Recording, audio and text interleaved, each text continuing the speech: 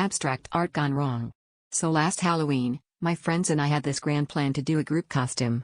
You know, like the Avengers or the cast of Scooby-Doo, something with a theme so we could roll into the party and look coordinated, like we'd actually planned ahead for once in our lives.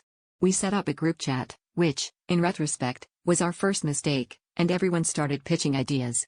The only thing we could agree on was that nobody wanted to spend money, and nobody wanted to be the sexy version of anything.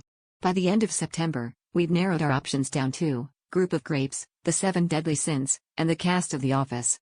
Somehow, we ended up deciding on famous works of art. Now, I'll admit, my interpretation was a little loose. I just wore a beret, some paint-splattered pants, and carried a fake mustache on a stick. Sarah said she was going as Starry Night but ended up wearing a blue shirt with yellow sticky notes. Greg claimed he was the Scream but forgot to actually bring the mask, so he just walked around looking generally anxious, which, to be fair, was pretty convincing. Meanwhile, Rachel went rogue and showed up in a toga and called herself Greek statue, 500 BC, probably.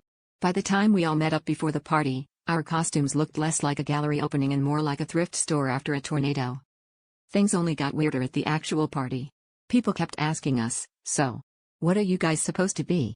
Greg tried to explain, but every time he did, it sounded more like an apology than an answer. We figured we needed a better explanation, so Sarah just blurted out, "We're abstract art." After that, we leaned into it hard. Someone asked me, "Which painting are you?" And I just replied, "Interpret me." Rachel started standing in corners, staring at the wall like she was contemplating existence, and Greg began making odd hand gestures and muttering, "It's about the duality of man." The best part was when someone spilled punch on Greg, and instead of freaking out, he just nodded sagely and said, "It's all part of the composition." By the end of the night, people were taking pictures with us and saying things like, "I love how you captured the chaos of modern life."